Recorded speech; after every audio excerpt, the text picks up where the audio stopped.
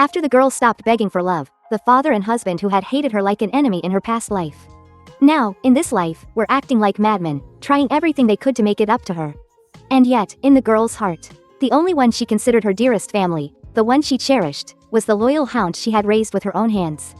Biana Rosa Eliante, the terror that all the maids feared. She'd throw a tantrum whenever she was the least bit displeased. Biana, who had just woken up, had merely asked a maid for her name, and it was enough to make the poor girl tremble from head to toe. The strange thing was, despite being the only legitimate daughter in the Marquise's estate, the maid serving her was one of the lowest-ranking servants. The woman immediately dropped to her knees, begging for her life. She said the nanny had sent her, though she herself didn't know why. Biana told her to leave for now. Go get a drink of water to stop those hiccups. You'll choke to death if you keep that up.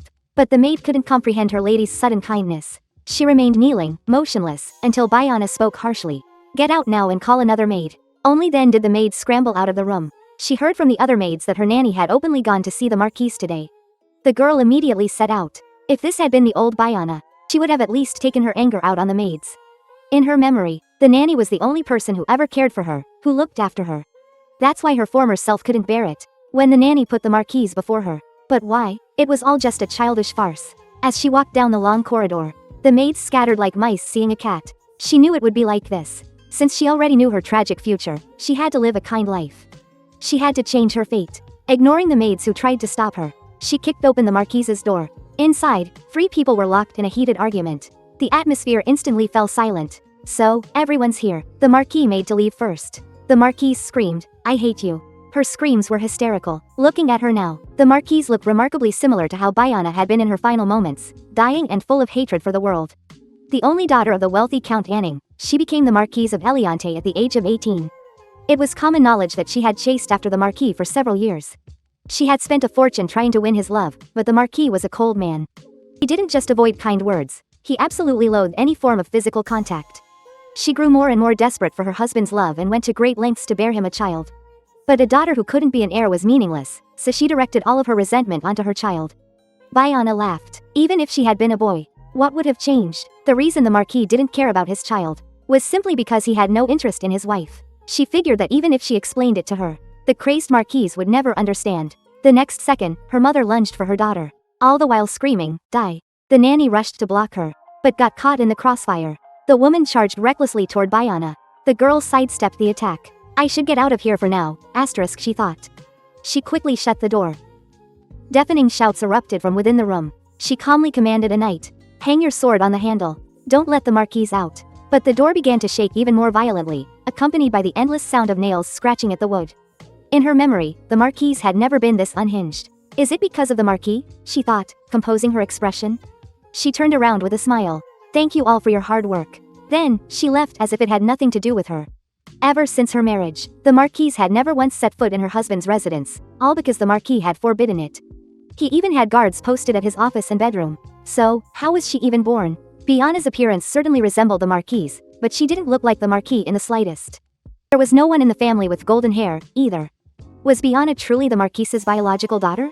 Although the Marquise probably wouldn't have an affair, should she go and ask him herself? The moment the thought occurred to her, she took action.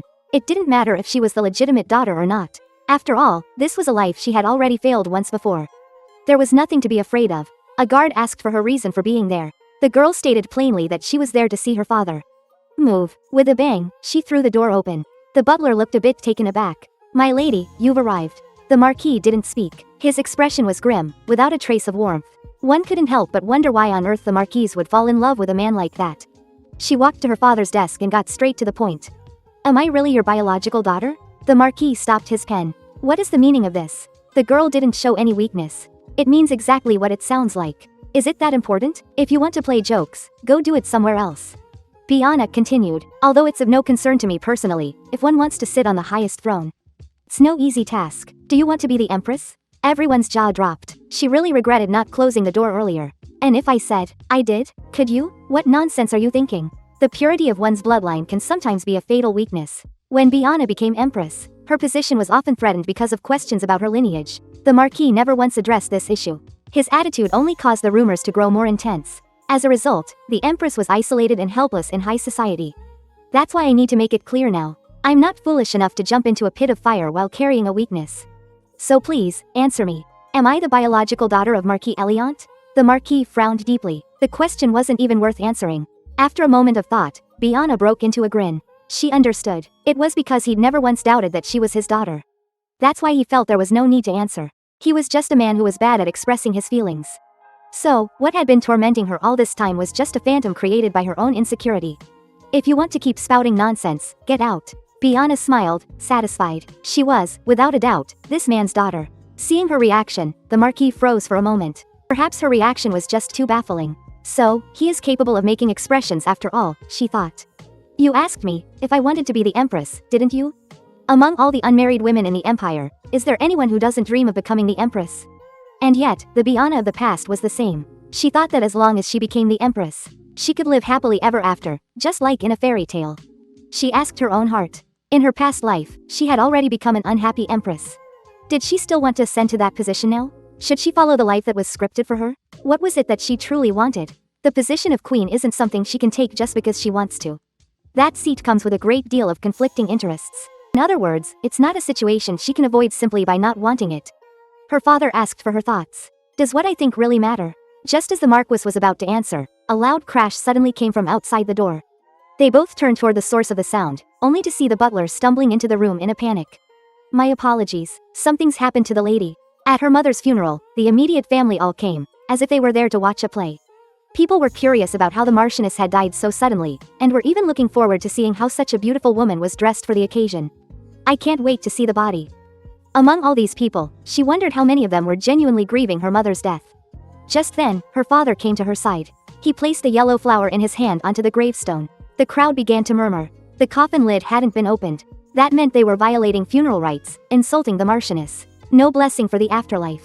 I guess the rumors are true. What a cold-blooded, heartless man. The harsh words all reached her ears. In her past life, Biana couldn't stand it and stormed out of the funeral in a rage. The Marquis didn't pay her any mind. Even if she were to leave now, the outcome would probably be the same. But now, she could understand why the Marquis did what he did. Because the Marchioness had committed suicide. She had waited until the servants weren't looking and jumped from her bedroom window.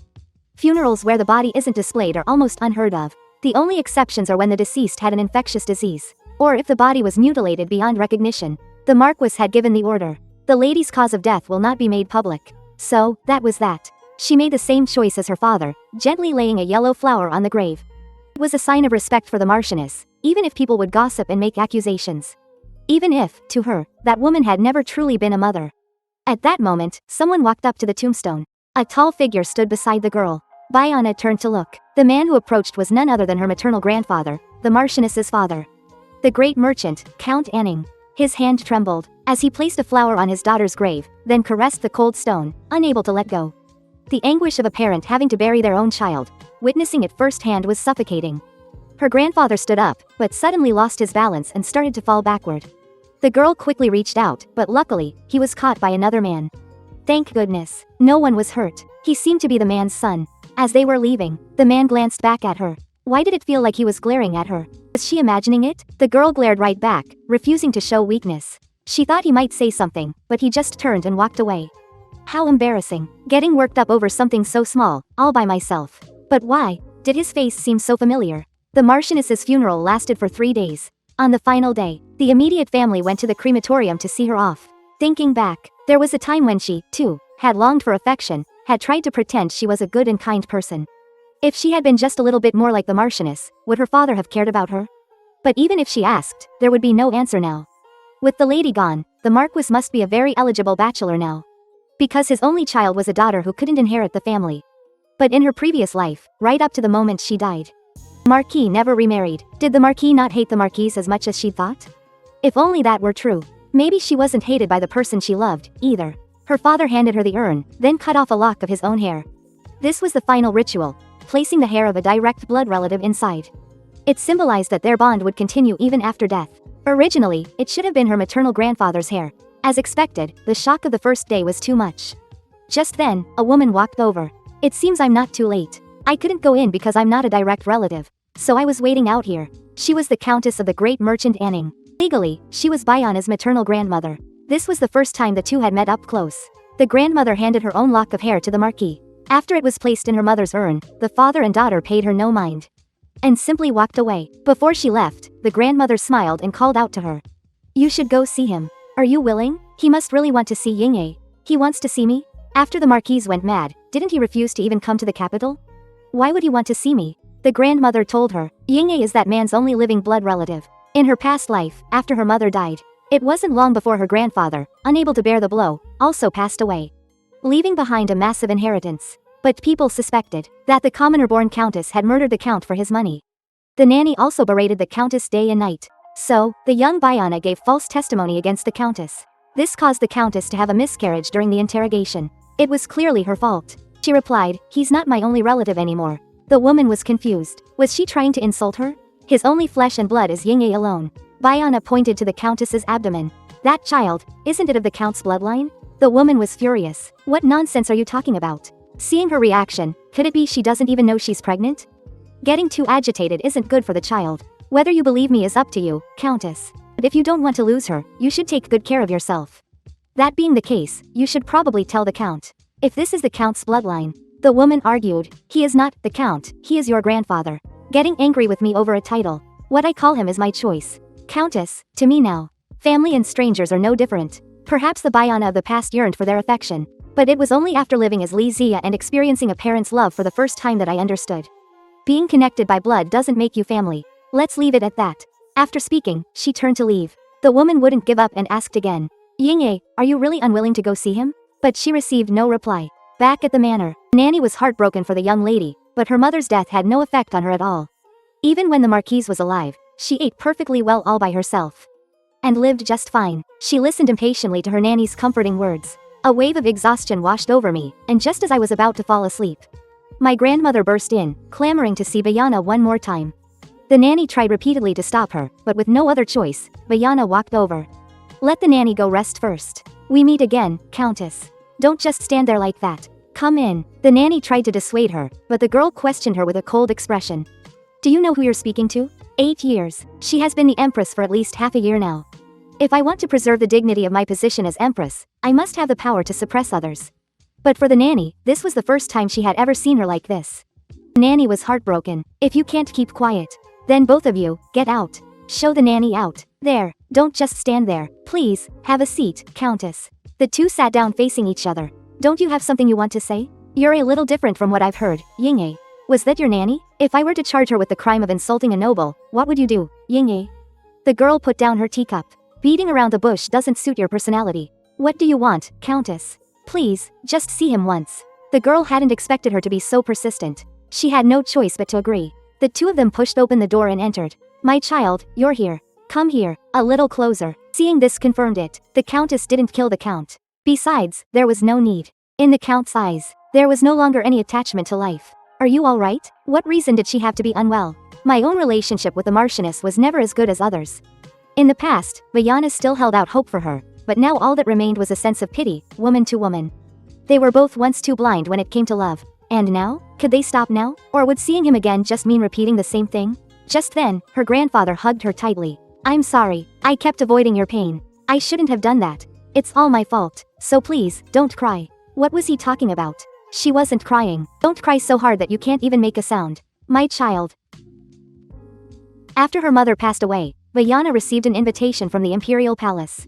The nanny chose a sky blue dress for her lady. She only glanced at it before throwing it on the floor. Sky blue. It was once her favorite color, but at the same time, the one she detested most. Due to the influence of her body's original owner, she found it difficult to control her emotions.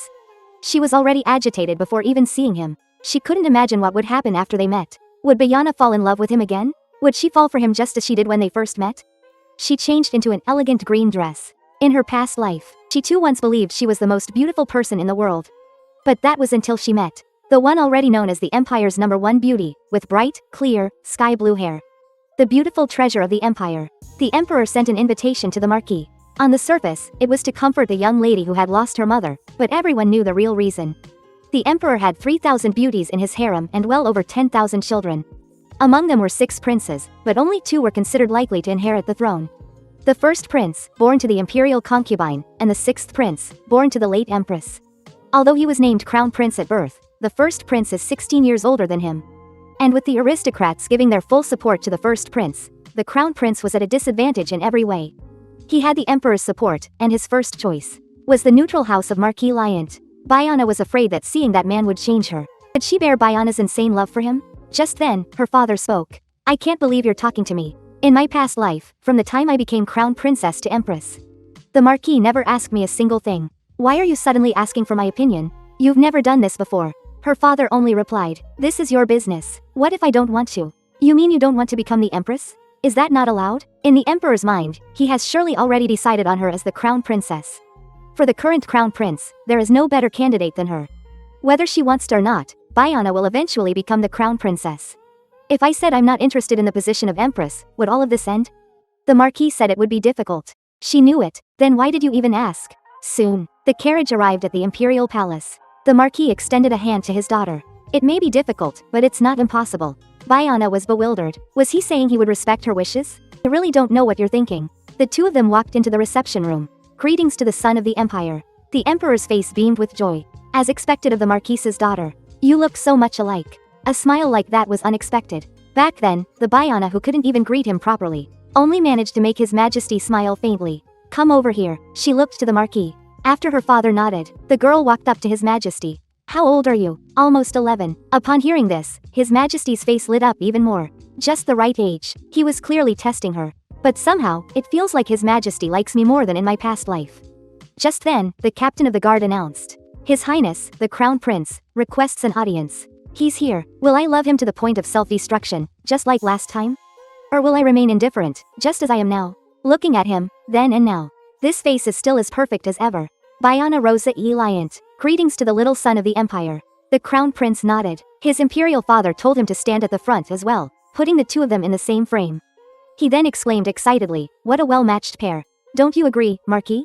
And what do you think, Lord Chamberlain? Like a pair of lovebirds. Bayana was filled with doubt. Were they really this blatant about their intentions back then? At the time, I was just foolishly staring at the Crown Prince.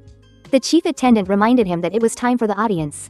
He was a little reluctant to let the young lady go just like that. The flowers in the backyard of Bisad Palace are in full bloom. How about letting the young lady go see them? One look and it was clear the two of them were completely in on it together. Crown Prince, until the Marquis has concluded his official duties, you must show the young lady the way. The Crown Prince extended his hand to her. My lady. Bayana's hand wouldn't stop trembling. Whether it was then or now, the experience was the same. If there was any difference, the nervousness back then was from a fluttering heart. While now, it's fear of the person I'm about to become. The sky was clear and bright. As if the gods were playing a joke, a strong gust of wind suddenly blew. Dancing white petals were a perfect match for his silver white hair. And then, just like now, Bayana instantly fell into a secret love. Sirius Eisenloa, the Crown Prince of the Preston Empire, the future emperor. The kind of person she would remember no matter how many times she died. He was the person Bayana was willing to love with her entire life. Looking back, he didn't hate Bayana from the very beginning. As a crown prince who had been educated since birth, he knew better than anyone how to interact with people. He treated her with the appropriate courtesy. And she mistook this courtesy for affection. Because Bayana had never truly felt loved and couldn't tell the difference between the two. The reason she later understood was from witnessing the deep affection the crown prince showed his lover. Which was completely different from how he treated others. If only she had let go at that moment, the ending might have been different. But Bayana was unwilling to admit it. She vented all her resentment on the person he loved. Perhaps it was from that moment on that Sirius grew to despise her. But the obsessive Bayana still believed it was because of that woman. That Sirius had changed, but now, she understood. Long before he even met his lover, he had always looked at her with that dismissive gaze. The nanny excitedly told the young lady, the palace has sent flowers again.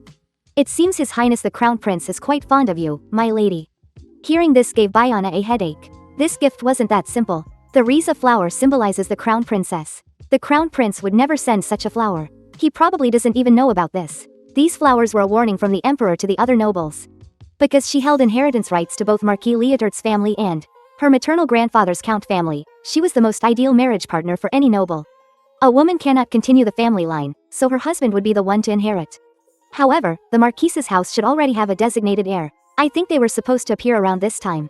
I really should have properly investigated who that person was. I was too busy being infatuated with the Crown Prince. Luckily, this meeting was calmer than she had imagined. When Bayana's heart started to pound.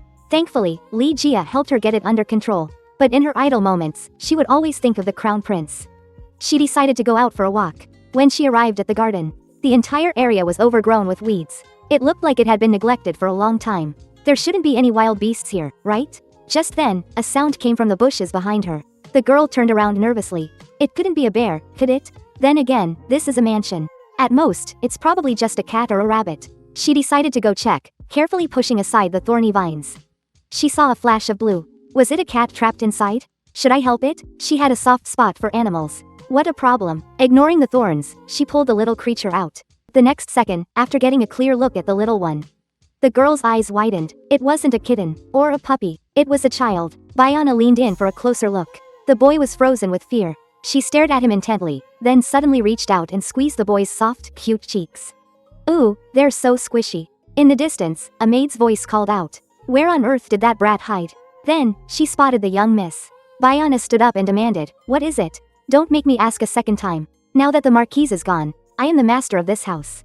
This garden is mine now, too. You entered my property without permission. Why aren't you answering? Are you ignoring me? The maid immediately began to beg for forgiveness. But Bayana didn't even need to ask. She knew they were here for this child. Bayana pulled her skirt over to cover the boy's small body. You're too loud. Leave. I will be telling Nanny about this. You can expect a good scolding. After they left, Bayana looked toward the little boy. What am I going to do with you, Lanta Vel Lenhart?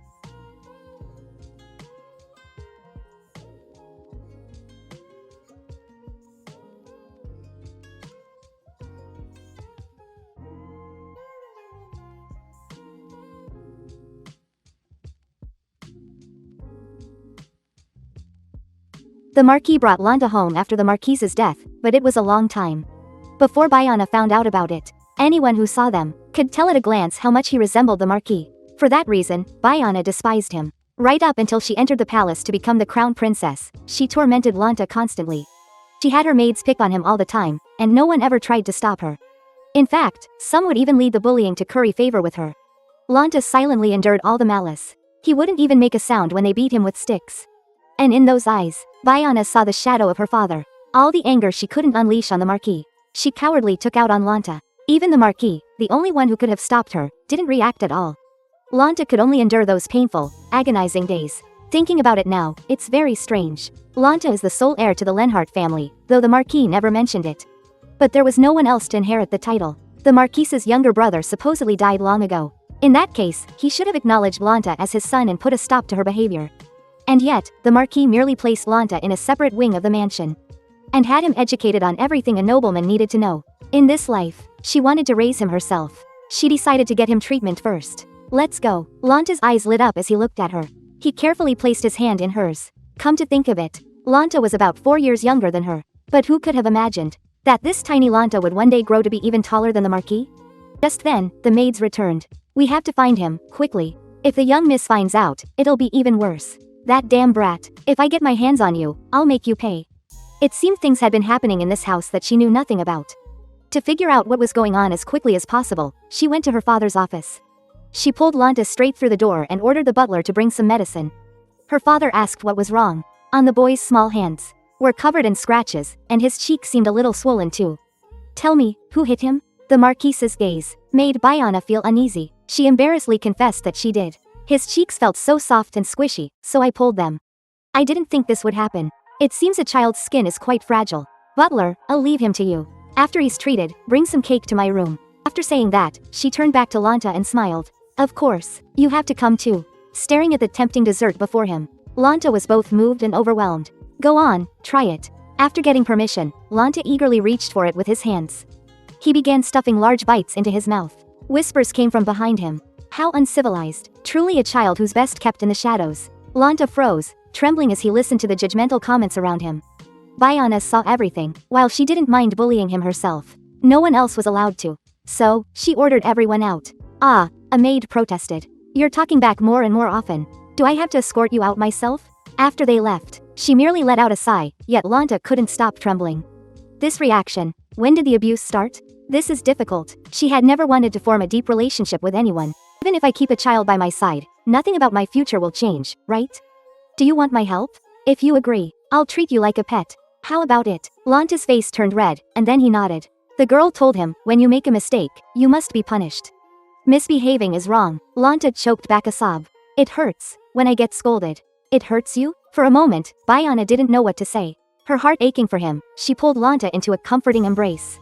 Alright, if you don't like it, I won't scold you anymore. But she secretly vowed to deal with them sooner or later. I need to get things ready for my little puppy first. Number 1, help him release all his pent-up feelings. Here, for the first time, she had something that was truly hers. Soon, she met with the Marquis. Seeing his ice-cold demeanor, Bayana decided that in this lifetime, she would never let Lanta grow up to be like him. I need the best tutors from every field. I want to educate him. Lanta, hearing this, the man paused. What are you thinking? It's exactly as it sounds. Oh, and by the way, please dismiss all of my tutors. It's all knowledge I'm already aware of. I'm confident you'll grant my request. Now, if you'll excuse me. Why do you care so much about that child? Her father asked, confused. Bayana didn't offer much of an explanation, she just said one thing. He's mine. I can't stand to see my puppy being bullied by others. So I want to raise him. All you have to do is cooperate. If we want Lanta to inherit the title of Marquis, we must invest in him generously. He may be a cute little puppy now, but in the future, he'll become a powerful beast that no one can dare to look down on. And the House of Eliante will be the wings for that beast. I'm so looking forward to the day my puppy grows up. When she opened the door, she found a maid eavesdropping outside. Her every word and action betrayed a strange nervousness. Following Bayana's instructions, Lanta's room was moved to the main mansion. But because the nanny interfered, it ended up far from her own room. Still, they were in the same building, so she decided to put up with it for now. But she was too worried to sleep. It was now the middle of the night. I should go check if my puppy is sleeping soundly. As she passed the nanny's room, she noticed no one was there. Bayana immediately sensed that something was wrong. She sprinted towards Lanta's room. You still think you can sleep? Some bastard from who knows where. Don't you ever dream of being part of this family? Why did you have to come and cause trouble for Our Lady? Bayana kicked the door open. Are you insane? I never thought a nanny would be capable of something like this. You've messed with the wrong person. Bayana shouted for the butler. By the time the butler rushed over, she was shielding Lanta behind her. She declared that she had witnessed Lanta being abused and that everyone present was an accomplice. The nanny pleaded repeatedly, you can't do this to me. The reason the madam passed away was because of him, that illegitimate child. She warned the nanny to watch her mouth. Just then, the Marquis appeared behind them. After that night, the nanny was punished and sent to prison, but out of consideration for the fact that she had raised her. Bayana pleaded with the Marquis, and in the end, the nanny was only dismissed. Afterwards, she assigned a trustworthy maid to him. Lanta watched her cautiously. What's wrong, my puppy? He lowered his head in self-blame, not daring to meet her eyes. Is it because of me that you're going through such a hard time? Bayana looked utterly confused. Don't be ridiculous. But that's what those people said. They said you'd be heartbroken if I came here. Bayana told him to ignore that nonsense. You are my puppy. You only need to remember one thing. That I'm your big sister. Soon after, at her coming-of-age ceremony, she was officially engaged to the Crown Prince. Because the Crown Prince thought they were too young, the wedding was postponed.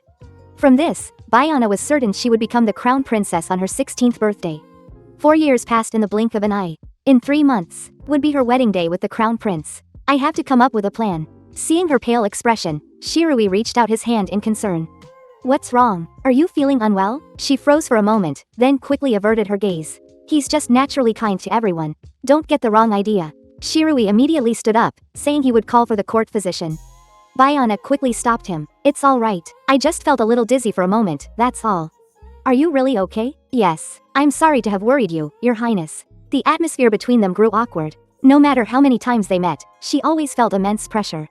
The Emperor believed that if they met 2 or 3 times a week, their relationship would improve, but she wasn't the problem. Still, things were a bit different now. In the past, he definitely would have found her annoying. Now, at least, he seemed to show some concern. But so what? It's not like she planned on marrying this man anyway. We've been engaged for 2.5 years now. The Crown Prince keenly sensed something was off. Have I done something wrong? Bayana denied it. Your Highness has always treated me politely, as a fiancé should be treated. No, that's not it. Please, just tell me. Did I do something wrong to you? Does being with me make you uncomfortable? Answer me, Bayana. Do I make you uncomfortable? Bayana hesitated for a moment. If I say that you do, does that mean we don't have to continue these meetings? The Crown Prince laughed, a sound of disbelief and hurt. I am your fiancé. Engagements can be broken, Your Highness. Do you have any idea what you're saying? I know exactly what I'm saying. Are you trying to break off our engagement? Yes, Your Highness. Why? 'Cause I don't love you, Your Highness. Cedric froze for a second. Then, he burst into unrestrained laughter. I never would have guessed. You're so amusing. You certainly know how to give someone a scare. Bayana told him it wasn't a joke.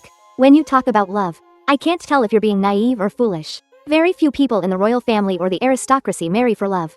Marriage is a means to solidify mutual interests. But if the outcome is destined to be a tragedy, must we really walk that path? Life is short. She didn't want to waste her own time. My dream is to spend my entire life with someone I love. The happiness that Bayana never had, but she, Li Jia, was determined to seize that happiness for herself. The person by your side, your highness, doesn't necessarily have to be me, right? If there were a lady with better qualifications, wouldn't that be better for you? You seem to have misunderstood something. There is no one with better qualifications than you, Bayana. The girl had only said she wanted to break the engagement, but it made the crown prince, who had been as obedient as a dog for 4 years, go berserk. He instantly transformed into a dark, possessive madman who felt he couldn't live without her. Bayana, now seen as prey, turned and threw herself into her loyal guard's arms. Faced with her repeated rejection, the crown prince remained stubbornly persistent. There is no one with better qualifications than you, Bayana. Hearing this, she secretly made a decision. She had to do everything in her power to stop this marriage. If you are willing, I can help you find a suitable lady. Cedric was not pleased. Even if there was someone with better qualifications than you, so what? We have already held our engagement ceremony. You are officially my fiancé. Of course, there is a much simpler, easier way. Just love me, Bayana. The moment his lips were about to touch hers, Bayana raised her hand to slap him, but the man caught her by the wrist. When prey runs, it's a hunter's instinct to give chase. And I happen to be a very good hunter, so you'd better not provoke me. Oh, Bayana. The girl was losing her mind in the carriage. She realized what the problem was. Sire hadn't met that woman yet. So now he needed his power, but his reaction was rather unexpected. He wasn't angry, nor did he show any displeasure. He was like a predator with its eyes locked on its prey. She really should have slapped him hard across the face, kicked him so hard he could never have children. If she just let things run their course, waited for them to fall in love, she would have to give up her position to that woman and find a life of her own. She would meet someone she loved and live out her years in peace. But what did he say? Prey? Do you think hunters are the only ones who can hunt? Just wait until the prey turns the tables on you. As soon as she arrived at the manor, Bayana went to the training grounds to see Lant. When he saw his sister arrive, Lant's eyes instantly lit up, and he ran towards her, shouting, "Sister! What are you doing at the training grounds?" Bayana said, pinching his cheek. "Didn't I tell you not to call me sister? Are you some pretty boy following after a rich old woman?" Lant just happily squeezed his sister's hand. "Your word is law, sister. I haven't forgotten." He rubbed his cheek against her palm. "You seem to be in a bad mood. Did something happen at the palace?" The girl replied, "I got bitten by a rabid dog." The innocent Lant asked with concern, "Are you hurt?" Bayana stared at him in silence, then suddenly wrapped her arms around the boy's waist. This took Lant by surprise. "I smell like sweat." Bayana buried her face against him and shook her head. "No, you just smell like warm sunshine." Just then, the butler came running up in a panic. "Something terrible has happened. The great merchant, Count Anning, is in critical condition. 4 years ago, her maternal grandfather, who had left not long before, had quickly returned. He bought a mansion near the Marquise's residence. He often spent time with Bayana, as if trying to make up for the years he had neglected her. But his health grew progressively weaker. Bayana and her father rushed to his side. In the doorway stood a tiny figure, a little girl with magenta hair. It was her grandfather's child. She wanted to go into her father's room. Bayana picked up the girl. She couldn't let Ellie see her grandfather like this. Just then, the door opened. "It's a pleasure to meet you, miss. I am Evan Anning." Bayana recognized him at a glance. He was the count's heir. No one knew which country he was from. The family had opposed his right to the title, but he ultimately inherited the earldom. And after that, the count's house entered a golden age. Many noblewomen were clamoring to buy the luxury goods the count sold. She'd heard he even sold products for women. She never expected him to have this kind of image. He looked less like a merchant and more like a knight. Ellie happily cried out, "Evan." The man took the girl and lifted her high into the air. "Did you run away from your nanny again?" "I miss Daddy." The man comforted her. "Daddy isn't feeling well right now. We'll see him later, okay?" When Ellie has been eating well and sleeping well, and has grown up to be a beautiful young lady, Evan stepped away from the door. He motioned for them to go in first. Upon seeing Bayana's figure, her grandfather struggled to lift his hand, beckoning her closer. This wasn't the first time she had to say goodbye to someone. She had been through so much back when she was still Li Jia, but why? Why was this moment still so unbearable? "Thank you. Be happy forever, my child," her grandfather said with a smile. He repeated it over and over. "Be happy." And then, he closed his eyes forever. The hand resting on his granddaughter's went limp. "Grandpa." For a moment, Bayana couldn't accept it. The countess cried out to her husband in anguish. "Please, wake up." She collapsed by her husband's bedside, wailing. Her grandfather's kindness and warm love had slowly torn down the high walls around Bayana's heart. She knew this was coming. Her grandfather was on borrowed time, yet he had lived for another 4 years. She had been preparing for his death all this time, but her father asked if she was all right. The girl slowly turned her head. Tears were already streaming down her face. She threw herself into her father's arms, sobbing. Marquis comforted his daughter, promising to stay with her until she stopped crying. This gesture from the Marquis was so unfamiliar, it surprised her. At the family meeting, Bayana never thought things would get this ugly. They refused to acknowledge Evan as Eli's legal guardian, or his inheritance of the Count's main merchant guild. They demanded the Countess make a judgment. How can you let a complete stranger, with no blood ties, become Eli's guardian? The Countess stated that she trusted him, but that only angered them more. Are you saying you trust a stranger more than your own family? Taking in a woman from who knows where was a mistake to begin with.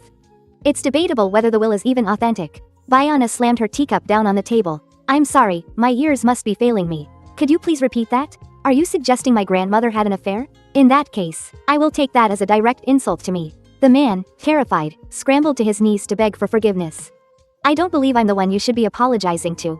Her meaning was clear. He was to apologize to the Countess. But the man refused to yield. She's nothing but a commoner who got lucky marrying a noble. But the Marquise's daughter will soon be the crown princess. Another vassal stepped forward to plead his case. It's only natural for the young to make mistakes. How amusing. The oldest man there stood up to scold her. I have been more than tolerant, considering how young you are. This is no place for a little brat who hasn't even had her coming-of-age ceremony to be speaking out of turn. Her expression instantly hardened. And you are, Chris Eslott. Hearing this, she let out an even more audacious laugh. A family name I've never heard of. I had assumed you had at least inherited a proper family title. But it turns out to be nothing at all. And you think you have the right to lecture me?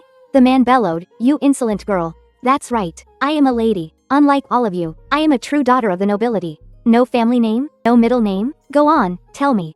On what grounds should I respect you as an elder of this family? I suggest you quit while you're ahead. Don't provoke me. No one present dared to talk back. Until some hothead spoke up, but milady, you didn't inherit the family name either, did you? Bayana tilted her head and smiled. You don't even understand the basic customs of the nobility. And you dare call yourself a member of the Count's family? Whose responsibility is that, I wonder? Bayana Rosa Eliant, my middle name, is the name of the founder of the Count's family. I thought with the authority of my name, I could expel you from the family. Oh, right. There's also the crime of impersonating a noble. After my maternal grandfather's funeral, a week later, it was time for her meeting with the crown prince. But this wasn't the way to the Besod Palace. Instead, he took her to the emperor's chambers. Seeing the girl, His Majesty joyfully told her to come closer. No need for such formalities. The crown prince pulled out a chair for her. He even called her affectionately, Anna, come here. What kind of scheme was behind this uncharacteristic behavior? The man leaned close to her ear and praised her. You look as beautiful as ever today. My Anna. That loving expression seemed entirely deliberate. The emperor was grinning from ear to ear. What a delightful sight. I hear you've had a difficult time recently. Not at all, Your Majesty. Still speaking so formally, Sire even tried to explain for her. But isn't that part of honest charm? Please forgive her, Imperial Father. As if I need you to tell me that. Bayana, I'm very disappointed in you. When will you ever relax around me? After all, we'll be family soon. You're 16 this year, aren't you? Bayana answered, yes. So this was why the crown prince had brought her here. The crown prince spoke with anticipation. There are only 3 months left until your coming-of-age ceremony. We should start preparing. Bayana realized this was not good. If this continued, her coming-of-age ceremony would turn into her wedding with the crown prince. To break off the engagement, she stopped pretending to be a fool. For the first time, she revealed her wildest side, which only made her fiancé, who had always treated her like air, become all the more obsessed with her, desperately pushing to get married. The old emperor tried to get them married as soon as possible, but he never imagined the girl would be so defiant. I don't plan on holding a coming-of-age ceremony. The old man's eyes went wide with shock. But that's a once-in-a-lifetime ceremony for every citizen of the empire. Bayana's expression turned somber. It has been less than 10 days since my maternal grandfather passed away. I simply don't have the heart to prepare for a celebration. The emperor wouldn't relent. Then what about your social debut? If you agree, I can hold a debutante ball for you immediately. Bayana refused again. Thank you, Your Majesty. But now is really not a good time. The old man was about to lose his mind. He lost control and shouted, why? The 2 younger people said nothing. He cleared his throat, trying to regain his composure. Even so, you must make your debut in society. But Bayana politely refused him yet again. Then when will it be? At next year's court session. His imperial father looked so flustered. It was the first time Sire had ever seen him like this. He couldn't stop himself from bursting into laughter. You insolent whelp, what are you laughing at? My apologies, father, but Bayana has a point. Whose side are you on, anyway? Of course, I'm on my fiancé's side. While putting his arm on her shoulder, he gazed lovingly at Bayana. Your Majesty, don't you find Bayana's filial piety moving? I ask that you be considerate of her situation. The old emperor had no choice but to concede. during her time away from the palace. Bayana was extremely uncomfortable. Your Highness, how far do you intend to follow me? It is a fiancé's duty to escort his fiancée out of the palace. Well, that's a first. Cyrus suddenly leaned close to her forehead. To think you'd use the dead as a shield. I really underestimated you, Bayana. But not as impressive as your skill in using his majesty as your weapon. Seeing Bayana's utterly reluctant expression, Cyrus, on the contrary, seemed to enjoy it, laughing again and again. I've really been outmaneuvered. It's the first time I've seen the crown prince laugh so heartily. The more the man laughed, the more she felt like she'd been silently defeated. It's best to keep a distance from this kind of madman. The crown prince suddenly grabbed her arm. He moved intimately close to her ear, making contact. I'm sure I warned you not to provoke me. My Anna. Bayana recoiled at the name. I never gave your highness permission to use a pet name. I never thought I'd be rejected by my own fiancé. The girl truly wanted to punch him right then and there, but with so many eyes on them, it was hardly the place to do it. She warned him, since we are an engaged couple, we should be even more mindful of etiquette. Sometimes, the prey bites back at the hunter. After saying that, she stomped hard on his foot. What a shame they weren't high heels, or she would have crushed his foot for sure. What a worrisome creature you are. You trouble me so much, Bayana. As soon as the words left his lips, he placed a kiss on her forehead. After leaving the palace, Bayana ordered her handmaiden to go to Biverty Street. Her mind was in chaos. What on earth does the crown prince want? Could he really want a romantic relationship with me? I clearly managed to fight back. But his reaction wasn't that of a loser. On the contrary, he seemed to be enjoying himself. Where did it all start to go wrong? Just then, her handmaiden reminded her. We've arrived at Biverty Street. She had just stepped out of the carriage when a boy bumped into her, staining the entire hem of her skirt with red paint. The handmaiden was about to scold him, but Bayana stopped her. I almost became one of those third-rate villainesses from a comic book. How ridiculous it would be to put on aristocratic airs and throw my weight around. Just then, Evan rushed over, calling out the name, Lai. He froze for a moment after seeing Bayana. Lai, who was kneeling on the ground, called him, Commander.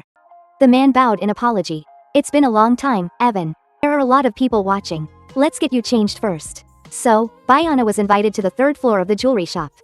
In her previous life, even as the Empress, she never knew it had 3 floors. Evan asked her to wait there. The surrounding furnishings gave her a strange sense of dissonance. The shop was named Louis Yasha, and it primarily targeted the aristocratic female market. With one of a kind as its slogan, it perfectly targeted the vanity of noble ladies.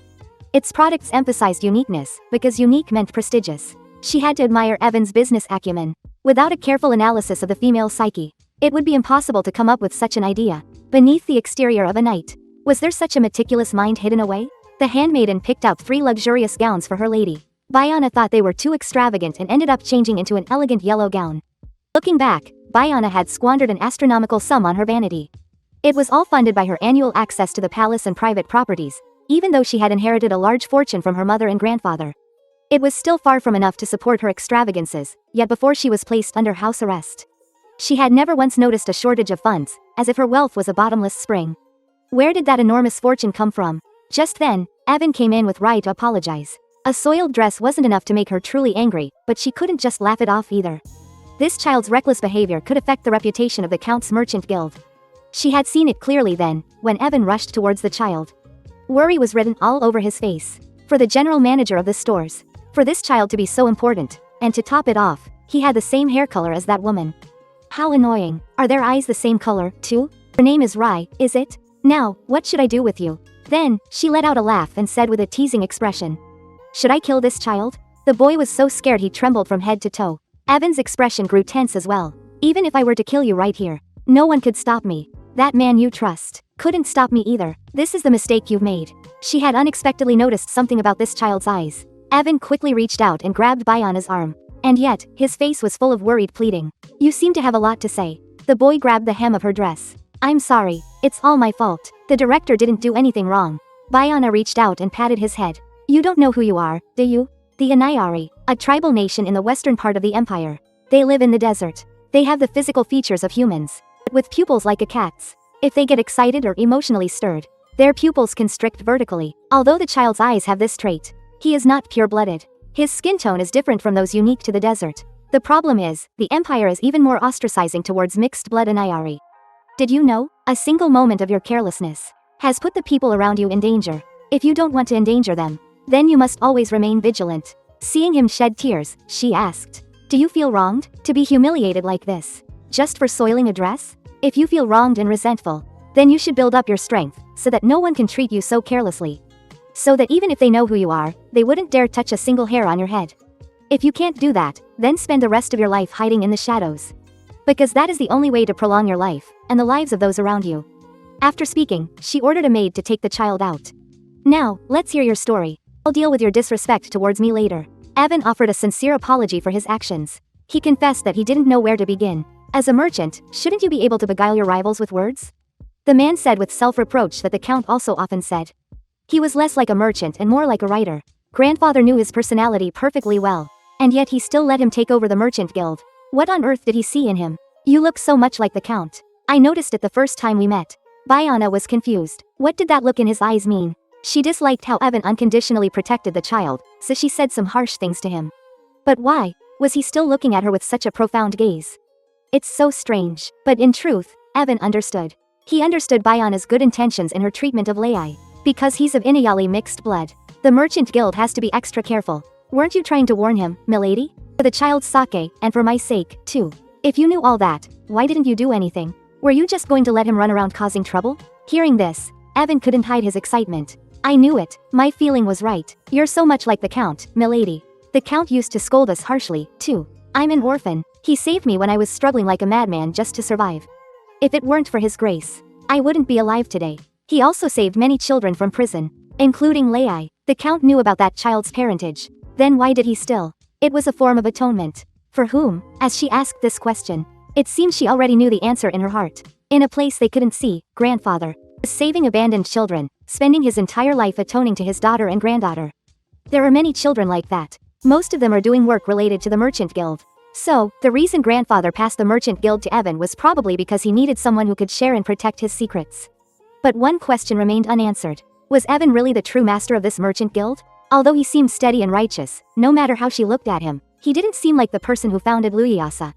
Was it built by someone else? Just then, there was a knock on the door. Evan opened the door, only to find his grandmother standing outside. What is she doing here? The villainess who doesn't know what love is. And yet, grandfather spent his entire life pouring all his love into her. It wasn't until the 4th year after grandfather's passing that Bayana finally understood just how deep that love was. But it was too late to change anything. Many years ago, her grandfather traveled all over the world. He saved countless children with special talents and made a pact with them. They were to spend the rest of their lives protecting Bayana. And today, her grandmother chose to reveal this truth. She walked to the sofa next to Evan and sat down. Seeing her, the girl finally understood when she connected it to the name of this shop. Louis was her term of endearment for grandfather, and Asha was grandfather's term of endearment for Inasha. The true founder of Wuxia was her. How ridiculous of me to only realize it now. Inasha lowered her head and handed over something her grandfather had left behind. This is more suitable for you, Bayana, than for me. Was she acting all this time? To trick grandfather and get the Merchant Guild? Even if she did deceive them, it wasn't a big deal. Grandfather passed away peacefully under her care, and I didn't lose anything. This is something your mother used when she was a child. I don't need it. Do you still refuse to acknowledge her as your mother? Mind your own business. Inasha finally said the words she had hidden in her heart for so long. Bayana, I hate you. So what? Inasha froze. What? What's the point of that? I just want to go home and lie on my bed. You can have anything you want, as long as you're willing.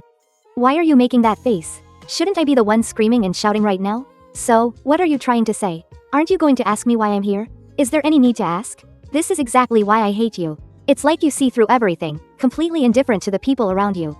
You don't care what high society thinks of you either, do you?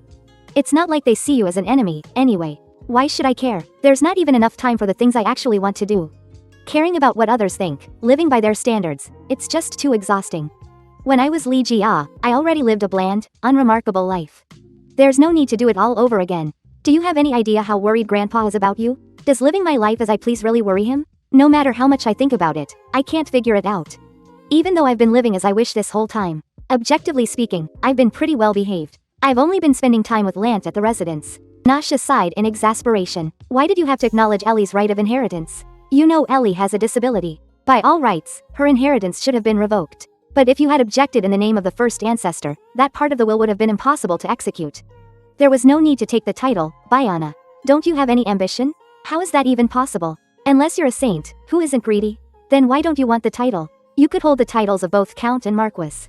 It seems you've forgotten. I am the Crown Prince's fiancé. Are you saying you're delaying it because you don't want to hold a coming-of-age ceremony? Only the emperor and the crown prince know about that.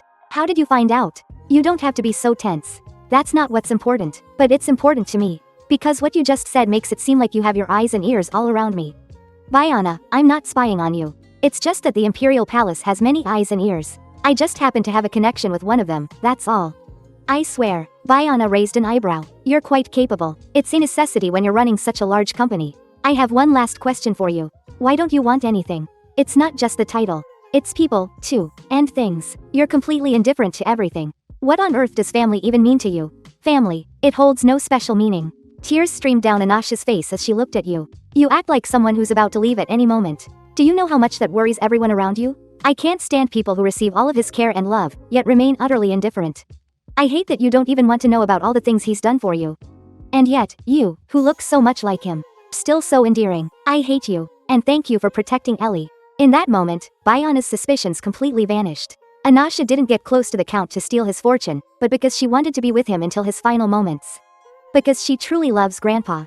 Wait a minute, then, what exactly is the relationship between those two? Evan spoke up. Anasha is also one of the people the Count saved. He is our benefactor. It was like seeing a ray of light in an abyss of despair. We've been living in misery and pain. Did you know that? The reason he saved us, it was all for you. The Count traveled all over the world, gathering children with special talents. Especially Anasha. Her abilities are astounding. Whenever the Count saw talent, he would sponsor them unconditionally. And all of this was for you. The true master isn't me. It's not Anasha, either. It's you, Miss Bayana. She didn't understand. Why was she only being told this now? Anasha claimed it was because she couldn't fully guarantee her safety. She had to be hidden. You are the Crown Prince's fiancé. The forces opposing the Crown Prince are a threat to you. If the assets were transferred to your name, they would try to eliminate you right now. Bayana thought to herself, why didn't the Anasha from my past life tell me the truth? What's so different between then and now? She said she hated me for monopolizing our grandfather's affection, yet she also said she loved him dearly because she was so much like him. And finally, she thanked her for protecting the unborn Eli. So that was it. The reason she didn't tell Bayana back then was to get revenge for her dead child. But even so, to repay her debt to their grandfather, she would still support her with all her might. It was also the work of the Merchant Guild. At that moment, Evan knelt on one knee. I swear on my soul, I will be forever loyal to my master. Not long after, the day to return to the palace arrived. Bayana stared at the ring on her hand. The Count used an eagle holding a shield as the family crest. Every other business used it, but Lu Aisha alone used a 4-leaf clover. The family crest is used as a seal. Nobles get their own personal seal after their coming-of-age ceremony. When she became the crown princess at her coming-of-age ceremony at 16, the official seal of the crown princess became her own. But this ring, grandfather had it specially made for her coming of age. He had been preparing everything since the day she was born. He discovered and educated talented people who could help her face any future dangers and find happiness. Anasha and Evan are the leaders of these people. Just in case, he placed Evan in charge of the Merchant Guild. In the future, I will be your strength, and Evan will be your will. The reason I became his wife was also, so I could see you easily. The first time you mentioned a child, I thought you were trying to humiliate me. Because I had only been with him once. I will live my entire life for Bayana. That's why I only asked him to hold me once. It was a shameless and humiliating thing to say, I know. But I'm so glad I found the courage, because I was blessed with that child. The only thing he asked of us was to protect you. We will do anything to keep that promise. For over 4 years, her grandfather had been so kind and warm to her. He must have prepared all of this for her in her past life, too. Bayana was overwhelmed with a mix of emotions. Her grandfather's love, she understood it all too late. A love whose weight she only realized when it was too late to ever get it back. Just then, someone from the palace came to pick her up. It was an attendant from Sabel Palace, which belongs to the Empress. The Crown Prince is away, so Her Majesty the Empress has sent me to escort you. Bayana was just about to turn back when she was stopped. Her Majesty, the Queen, is waiting for you. Bayana was in no position to refuse. Although she was a puppet queen, the person pulling her strings was no ordinary figure.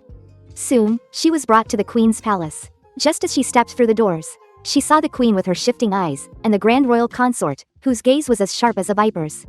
Bayana curtsied deeply. I greet the moon of the Empire. And my greetings to you, Your Highness, the Grand Consort. Welcome, Yingye. Queen gestured for her to sit, as the Grand Consort began to speak with feigned kindness. The Queen said she wished to summon you, Yingye, but she was feeling rather indecisive. So she asked me to come along. You don't mind me joining you, do you? Bayana could see her ulterior motives. It wasn't the Queen who had summoned her. It was the Grand Hornet manipulating the Queen. But of course, Your Highness, the Grand Consort. For what reason did Her Majesty the Queen summon your humble servant? The queen glanced at the grand consort, waiting for her cue. Does there need to be a special reason? The queen has no peers her age in the palace, so she gets terribly lonely. It would be wonderful if you could keep the queen company from time to time. Wouldn't you agree? The queen immediately chimed in, yes. Biana saw right through the act. Fine, fine. They're not even bothering with the pretense anymore. Judging by the grand consort's tone, she always treated the queen as her inferior. One of them brought up her grandfather. That whole affair was quite the scandal, wasn't it? I heard that Yingye abandoned her own family, both in the past and now. The grand royal consort never changes, always speaking such venomous words with that smile on her face. Your Highness, the grand consort, seems very interested in my family's affairs. Of course, we might be family soon, after all. That's right, we will be one family very soon. It's only natural that we care about one another. The grand royal consort was the eldest daughter of the Count of Morden. Although she was already engaged at the time, she boldly volunteered to marry into the emperor's harem, and using the birth of the emperor's first son as her opportunity. She secured the position of grand royal consort and even had her family, the House of Morden, elevated to a marquisate. Before the sixth prince was born, the first prince was temporarily considered the crown prince. The consort also wielded power second only to the queen, until the day the sixth prince was born. Their world was shattered. For that mother and son, the crown prince was a thorn in their side. Therefore, in the grand royal consort's eyes, Biana was likewise a thorn in her eye. But this had nothing to do with not wanting to get married. She simply refused to lose to the grand royal consort. Speaking of which, the first prince's wife has yet to have a baby, has she? And here we are, about to become family. I'm so worried. I heard they've been married for over 10 years. Isn't that right, Your Majesty? The first prince has one official consort and 3 concubines. Yet at 35 years old, he is still without a child. Having no heir is, for the grand consort, a fatal weakness. Thank you for your concern. I never knew you had such a kind heart, Yingye. You praise me too highly, Your Highness. For such a kind girl as yourself, Yingye. It's truly strange. Why would such a rumor be going around? Biana calmly met the challenge. I'm curious, what rumor? Aren't you the one people say was embracing a man in the street? You're about to become the crown princess. How could such an absurd rumor be allowed to spread? I'm so worried about what people will think of you. It seems the rumor started from the day I met Evan. What if this rumor reaches the ears of the crown prince and his majesty? What if they become enraged? Isn't that right, Empress? You need to mind your decorum, Yingye. If it comes from these two, the rumor will quickly become accepted as fact. Just as expected of the imperial concubine, she's better than anyone at using rumors. In her past life, Biana fell for this trick every single time. Now, the worst case scenario is that my engagement to the crown prince will be broken due to my lack of virtue. That must be the imperial concubine's goal. For her, breaking off the engagement is tempting. But if she's branded as a woman without virtue, it will be impossible to remain in high society. There are already so many rumors about illegitimate children hindering Lanta from inheriting the marquisate. She can't stay in her family's house forever, and she would only be a burden if she went to the count's household. As all that's left, the merchant guild? It's not like she has nowhere else to go, so breaking the engagement wouldn't be a problem. But, there's no reason I should let her get away with this. Now that I think about it, wasn't Your Highness the imperial concubine also involved in a similar scandal? The Grand Prince was born 35 years ago, wasn't he? That was right around the time you abandoned your fiancé to enter the palace. Was the emperor angry with you at the time? Becoming pregnant so soon after your investiture as imperial concubine, the priests tacitly approved in order to protect the imperial bloodline. They said the Grand Prince was the spitting image of the emperor, which quelled the rumors for a time. But the doubts were never completely erased. 35 years have passed since then. You never imagined someone would still remember, did you? Bring it on. Let's see how you'll respond to this. Turning the act into reality, he forcefully kissed his fiancée. But to his surprise, not only did the girl not resist, she blushed and threw herself into his embrace. But the next second, her small hand slapped the soft spot on his waist. Her cute retaliation made the crown prince blush and his heart pound even faster. Just moments before, Biana had gone on the full offensive, causing the imperial concubine to lose her composure on the spot. You are truly audacious. She covered her mouth and laughed. If I am to become the empress in the future, as the head of the inner court, I should be able to keep those beneath me in line. Isn't this kind of boldness exactly what's needed? In this palace, not even knowing one's own place. There are many who are desperate to climb higher, the imperial concubine warned. Going too far isn't courage, it's recklessness. Biana was completely unfazed. Depending on who's wielding it, recklessness can sometimes be a great asset. What kind of asset? Caught in the middle, the empress didn't know what to do. She had no choice but to quickly change the subject. Yingye, your coming-of-age ceremony is soon, isn't it? I'm very curious to hear about your preparations. Your Majesty the Empress is so thoughtful. I am overwhelmed by your concern. But what is there to prepare? It's a coming-of-age ceremony that everyone has. It only happens once in a lifetime. And besides, Yingai's ceremony is particularly special. No one knew that she wasn't going to have one. Was she doing this on purpose? Oh my, I seem to have forgotten. There's no one to host a coming-of-age ceremony for you, is there, Yingai? What is to be done? Did she want to force her to admit she couldn't hold a ceremony? Originally, that was the idea. But now that the imperial concubine was constantly provoking her, she had changed her mind. Since there is no noble lady to host Yingai's coming-of-age ceremony, the imperial concubine proposed. I could fill that position for her. What do you think, Yingai? News of this would spread through high society in no time. No one dared to make an enemy of the imperial concubine. She hesitated, wondering if she should ask Xianxia, but that would likely cause gossip. Just as she was about to answer, a hand suddenly rested on her shoulder. Thank you for your suggestion, Your Highness. However, my maternal grandmother has already decided to preside. After speaking, he tenderly took Bayana's hand. I've missed you so much, my Anna. The Empress rose in disbelief. Forgive my intrusion, Your Majesty. I heard my fiancé was here. I couldn't simply stay away. The imperial consort taunted, how imposing the crown prince of the empire is. Take care of your health. Ciri's presence, rather than wavering, only grew stronger. I'm a man in my prime, facing my fiancé who is about to have her coming-of-age ceremony. How could I not be excited? The crown prince, holding all the cards, looked at her with utter disdain. Then, he wrapped one arm around his fiancé's slender waist. Bayana, far from resisting, played along perfectly, placing her small hand on his and cooing flirtatiously. What took you so long? I've been waiting for you this whole time, Your Highness. Crown Prince immediately played along. I didn't expect to find you here. Then he took the opportunity to lean down for a kiss. If you had come straight to the palace, you wouldn't have had to wait like this. Bayana's eyes widened, with the imperial consort right there. Did he really think she wouldn't dare? Her Majesty the Empress summoned me here. She said this while falling into Ciri's arms, looking for comfort with a pitifully wronged expression. Secretly, however, she gave his waist a sharp pinch. A satisfied smile spread across her face once she'd done it. Ciri's ears immediately turned red. Today was the time His Majesty designated for the two of us to be alone. Her Majesty the Empress seems to have forgotten. I am not mistaken, am I? The Empress didn't dare defy the imperial decree and had no choice but to go along with him. The imperial consort, relentless, pressed on, will the Duchess of Garfield be the one presiding over Lady Bayana's ceremony? The Crown Prince responded with a false smile, she will. To her, Bayana is the one who will become her granddaughter-in-law. The infuriated imperial consort couldn't help but tremble. That's just wonderful. It will be held at the Marquise's estate, I presume? The royal family cannot attend a noble's coming-of-age ceremony. What a shame. Surely you knew that? His Majesty has already arranged for my fiancé's coming-of-age ceremony to be held in the Elhara Grand Hall. And you, Your Highness, are welcome to attend. Upon hearing this, the imperial consort was driven mad with jealousy. That place, it's the most magnificent and grand hall in the entire palace. It's only opened for events of national importance. A mere marquise's daughter is holding her coming-of-age ceremony in a place like that? How is that appropriate? Ciri immediately corrected her. Bayana is my fiancé, the future crown princess. To think this is happening without even the Empress's knowledge. This is impossible, isn't that right, Your Majesty? Not getting an immediate response, the imperial consort demanded sharply, isn't it? The crown prince had seen enough. This was decided by His Majesty. Even the Empress cannot defy his will. Isn't that right, Your Majesty? The Empress timidly bowed her head in agreement. The crown prince is right. Since Her Majesty agrees, please do not make the mistake of being disloyal again. Your Highness, the imperial consort. With that, he pulled Bayana into his arms, signaling it was time to leave. Then we will take our leave. After the two of them left the room, Bayana looked up at Ciri. He didn't look happy. Is he angry? Before she could even process the thought, Shire suddenly swept Bayana up into his arms, his eyes burning with unwavering determination. The girl's coming-of-age ceremony had stunned everyone present, and in order to declare his sovereignty, he paraded his fiancée all over the palace. He would do anything, just to marry her and solidify their engagement. Little did he know, the wicked streak she occasionally revealed only fueled the crown prince's possessiveness even more. Bayana told him to put her down. Shire thought for a moment before reluctantly letting her go.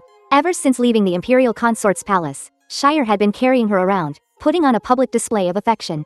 He didn't stop until he had circled the palace a full 6 times. Finally, Shire asked curiously, "Why did you come to the palace, anyway?" Bayana frowned, instantly on her guard. "Didn't I tell you not to come?" She hadn't received the message. "Is there a problem?" Shire sighed in resignation. "Regardless, you need to be on high alert at all times. Someone is interfering with our communications," Bayana guessed. "That person is the Grand Imperial Consort. Very few people knew I wouldn't be in the palace today. Therefore, she is the most likely culprit." Bayana was stunned. Did the Crown Prince rush over the moment he heard she had entered the palace? But, why? Was it because he was worried about her? Shire then said, well, since it's come to this, it can't be helped. Your coming of age ceremony. It's time to hold it. Biana had a sudden realization. Don't tell me, you lied to the imperial consort? Looking extremely guilty, the crown prince couldn't meet her gaze. It's your coming of age ceremony. It can't be held without my permission. But you've told a completely absurd lie. How do you plan to clean this up? He insisted it wasn't a lie. It's true that His Majesty said the coming of age ceremony would be held in the Elha Hall. But, as I said before, without your permission, nothing will proceed. You don't want to hold the coming of age ceremony. Or to be more precise, our wedding ceremony, correct? So how about we each make a concession? For everything you give, I'll give something in return. If I agree to hold it, what will you give me? I will grant your request. Biana cut straight to the chase. Then will you agree to annul our engagement? Shire bristled. Absolutely not. Ask for something else. I will do my best to grant it, but annulling the engagement is out of the question. But that was the only thing she wanted. Seeing Biana fall silent, Shire let out a long sigh. Alright, you win. While I can't annul the engagement, we can postpone the wedding. Biana's face immediately lit up with a grin. Okay, I understand. They had each compromised, yet Shire held onto her awkwardly, refusing to let go. Is there something else you want to say? You are really quite strange. Biana was speechless. I think I'm perfectly normal. Although he had so much more he wanted to say, it wasn't important right now. He reminded Biana once more, try your best to avoid the Grand Imperial Consort. She's a woman with a venomous tongue. You're no match for her at the moment. Biana knew this all too well. After all, she was merely the daughter of a marquis. With no power to refuse the imperial concubine's summons, Seal smiled. My fiancé is so modest. With that, he suddenly leaned in, whispering close to her ear, your methods for teasing an imperial concubine are quite something else. Don't they say the most interesting thing in the world is watching a fight? There's no need to break the stalemate just yet. Ciel's sudden closeness infuriated Biana. Too bad the foot she stomped down missed its mark. The crown prince gloated. He wasn't about to be fooled by the same trick Agai. When Biana struck his shin in another sneak attack, Ciel cried out, immediately crouching to rub his leg. Biana leaned in close for the final blow. I also won't use the same trick twice, Your Highness. In the end, the inevitable coming-of-age ceremony arrived. It was held with all preparations made by the Imperial Palace, and Anitha saw it as an opportunity. She devised a plan to promote her Louise Aisha clothing and jewelry shop, with Biana as the model. Biana changed into a gorgeous and dazzling red gown. The products from Louise Aisha were truly exquisite. Seeing his sister's new look, Lanta praised her excitedly. You're so beautiful, sister. When did you start calling that other one, sister? What do you think of our staff's handiwork? Anitha said, walking over with a jewelry box in her arms. Congratulations on coming of age. This is a gift from Evan. He's very sorry he couldn't give it to you himself. Biana gently touched the jewels, which matched her gown perfectly. I love it, and I'm so glad I decided to promote Louise Aisha at my ceremony. And since I'm handling the promotion myself, there will naturally be a reward, right? Anitha laughed heartily. All of this is yours. You're so greedy. Biana agreed confidently. My desires are far greater than you can imagine. Even if I had all the money in the world, I'd still drive everyone crazy because it wouldn't be enough. That's why I have to strive to be the best. At this, Lanta's head drooped with disappointment. He wanted to attend his sister's coming-of-age ceremony, too. Biana patted his head comfortingly. Just be patient for 4 more years. When the time comes, even if you don't want to go and try to run away, I'll hunt you down and personally escort you to the party. At the same time, Anitha was also worried. Could she really attend Biana's coming-of-age ceremony? At Biana's ceremony, the loyal guard dog she'd raised herself would confess his feelings to her, and her ice-cold father would even begin to clumsily express his love. Even the royal family would make an exception for her, opening the state hall. And yet, her grandmother was lost in self-doubt. She murmured to herself, do I really have the right to attend Biana's coming-of-age ceremony? Biana looked at her. Anitha, I understand all of your worries. There might be rumors in high society. Even if they think of us as one big family, I can't think of you as family. Before she had even finished speaking, Anitha lowered her head in despair. I see, because you are my most cherished friend. So please, come to my coming-of-age ceremony with your head held high. I'll be waiting for you at the banquet hall. With that, she turned and walked away. Outside the door, Lanta was like a little fawn waiting for its master to come home. He rushed to catch up to his sister, placing his warm palm on the back of her hand. His smile was brighter than the spring sun. Sister, you're my favorite person in the world. Biana froze for a moment. I like you too, but I'd like it even more if you stopped calling me sister. Seeing Lanta's face fall in an instant, she couldn't help but chuckle. The two of them walked side by side. Outside the manor, her father, the Marquis, had been standing there for a long time. His gaze pierced through the deepening twilight, fixed firmly on his daughter's silhouette. Just as she was about to leave, Lanta helped his sister, his eyes curving into crescents as he smiled. Be careful on your way, sister. May your journey be filled with flowers. Inside the carriage, it was so quiet they could hear each other breathe. In the past, whenever she was alone with the Marquis, a sense of tension was her constant companion, following her like a shadow. If I'd known, I would have dragged Anasha along for backup. The Marquis stared at his daughter's anxious expression, a storm of complex emotions swirling in his eyes. After they arrived at the Imperial Palace, the Marquis was the first to exit the carriage. He turned and offered his hand to his daughter. Bianna was a little surprised. Her father, who was normally so stern, actually had such a gentle side to him. Then again, her father had always placed great importance on etiquette. Perhaps this was just him observing formalities, she thought, gently placing her hand in her father's. That large hand that felt both strange and familiar. In her childhood, she'd never had an opportunity like this. Once she had steadied herself. The Marquise's hand lingered, not letting go. Bianna looked up, and met her father's gaze, which was filled with a reluctance to let go. "You look beautiful," the words rippled through her like a stone cast into a still lake. Sending 1,000 ripples through Bianna's heart. She suddenly remembered. She wasn't sure when it started, but her father had begun appearing more frequently at the dinner table, confidently entrusting the affairs of the house to her. The pieces of her memory began to fit together. Perhaps it had all started on the day of her mother's funeral. That man, who had once been so stern and distant, had started to clumsily learn how to express his love. Bianna's eyes grew warm. She broke into a radiant smile. "It's my coming-of-age ceremony today, after all. Of course I have to appear at my very best." Seeing his daughter's luminous smile, the Marquise's worried heart was finally set at ease. He gently squeezed her hand, leading her towards El Haq Hall. At that moment, inside the hall, the nobles were whispering amongst themselves, speculating whether this coming-of-age ceremony might turn into a wedding announcement. Listening to their chatter, the imperial consort's expression grew darker, and as the grand doors slowly swung open, all eyes were drawn to the father and daughter entering arm in arm. Bianna held onto her father's arm, her steps steady and poised. She knew, this wasn't just her debut into high society, it was the beginning of her changing her own destiny. The villainess and the heroine celebrating their birthdays on the same day. The male lead, whom she loved in vain in her past life, was now her dance partner. Yet, in this life, she had decided not to drown in a hopeless love, because she knew all too well that the moment the crown prince met the heroine, his heart would begin to change. A moment before, her father had led her into the hall by the hand. In an instant, the entire hall erupted in a clamor. Bianna appeared, wearing a gown the likes of which had never been seen before. She smiled, satisfied. Her promotional goal had been achieved. And at that moment, Crown Prince Shirui, who had been desperately waiting for her, stood frozen in place like an eager puppy waiting for its owner. After the father and daughter exchanged greetings, Shirui eagerly took Bianna's hand. "Anna, you're so beautiful today it takes my breath away." Before the words even left his lips, he leaned in for a gentle kiss. But to Bianna, this was all just an act. Shirui asked, his gaze burning. "Would you be willing to share the first dance with your fiancé? To avoid any unnecessary rumors." Bianna smiled and accepted. Of course. He took the opportunity to wrap his arm around her slender waist, his eyes full of deep affection. It was as if he wanted to drown her in his tenderness. She suddenly realized, this was her first official coming-of-age ceremony. In her past life, this very day had been her wedding to the crown prince. Seeing her lost in thought, Shirui suddenly pulled her into his arms. "Anna, focus only on me, alright?" The sudden gesture left Bianna a bit flustered. "This is my coming-of-age party. I still need to greet many people." There was a hint of disappointment in Shirui's voice. "I thought you were finally willing to love me. I have no such intention. Have you ever considered it?"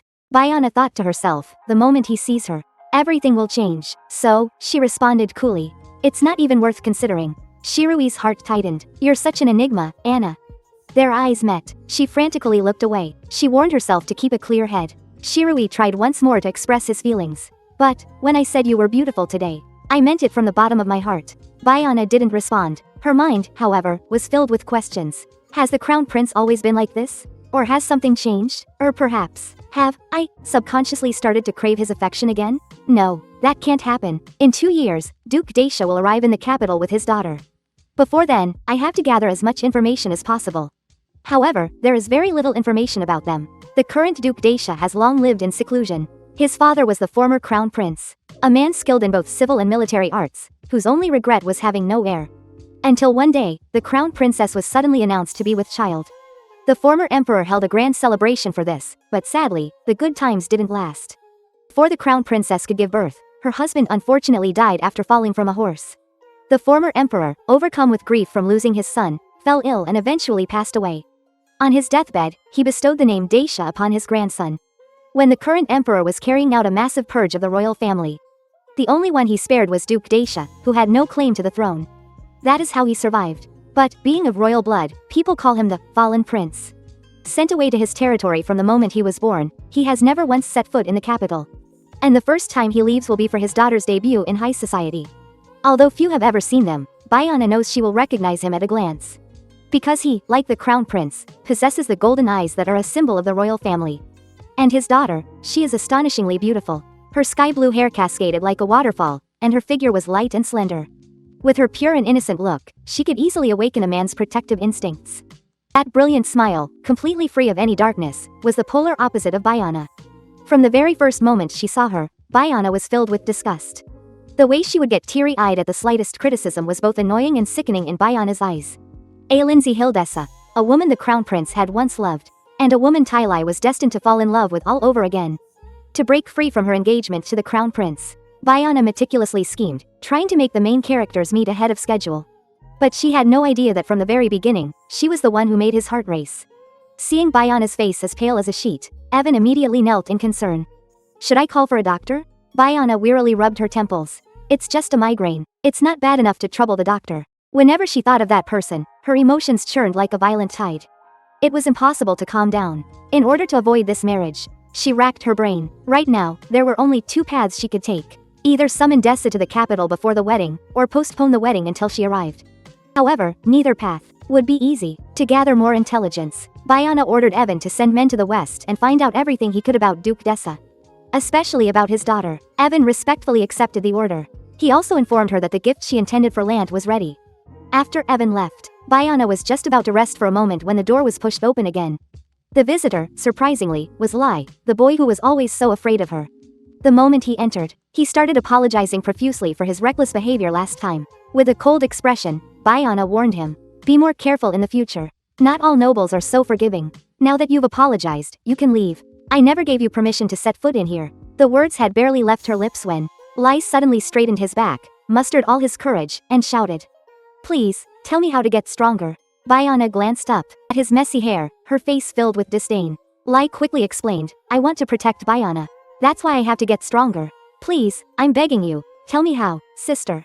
Her headache throbbed. "Do you even know who Bayana is? That you dare make such a ridiculous claim?" Lai's tone was firm. "Last time, I secretly saw Aunt Anasha arrive with her. Even though no one told me, I recognized her instantly." His words only confused Bayana more.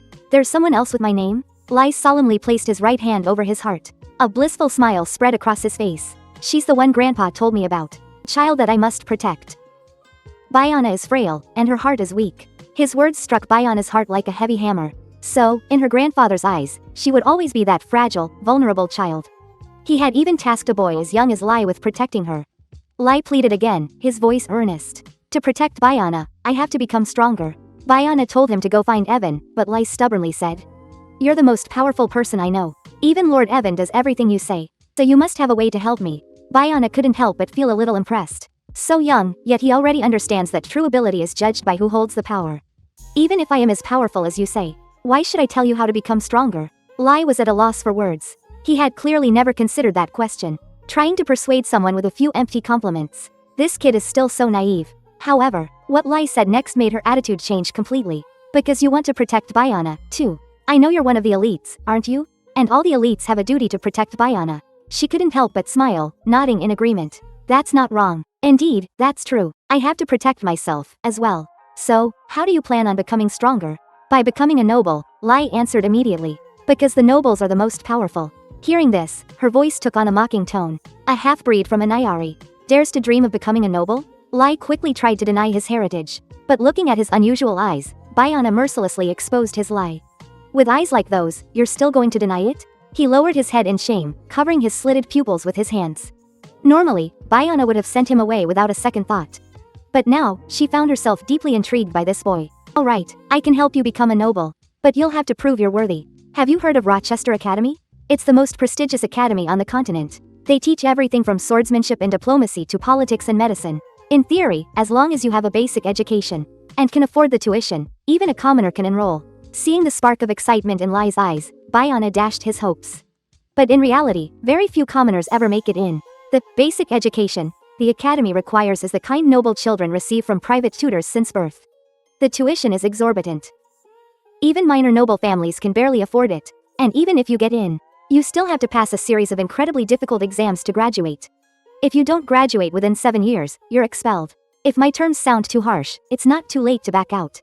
Lai clenched his fists, his eyes filled with resolve. If I graduate from the academy, will you make me a noble? And so, a wager on growth and a promise was made. The girl is reborn with her memories erased, but one by one, the guardians who love her appear. Despite the harsh conditions, Lai was determined to go to the Nobles Academy. He would become strong, and then protect Bayana with the rest of his life. At this, her previously cold expression finally broke into a satisfied smile. At the academy, you must hide your true identity completely. No one can ever find out. From the moment you set foot on campus, you are an ordinary person with no connection to the elites whatsoever. Even if you're exposed, you cannot implicate any of us. Even if it means completely cutting ties with your past. Are you still willing? Bayana's gaze was piercing as she stared intently at Lai. With determination in his eyes, Lai said, I am willing. I will definitely become a nobleman and protect Bayana. Alright, we'll do as you say. Although she was curious about the Bayana he mentioned, she decided to wait until things had settled down to ask.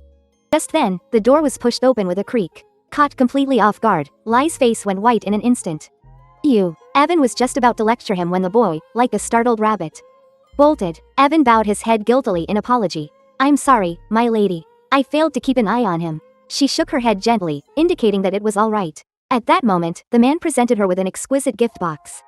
It was the very gift she had requested. After opening it, a shimmering silver wolf necklace caught her eye. She murmured to herself, I hope Lant will like it. Then she closed the gift box. As she stood up to leave, he quickly offered to escort her back to her residence. Bayana politely declined. Are you uncomfortable being with me? He asked, his tone slightly petulant. Bayana was a little taken aback. Why do you ask that? I am your knight. Protecting you is my mission.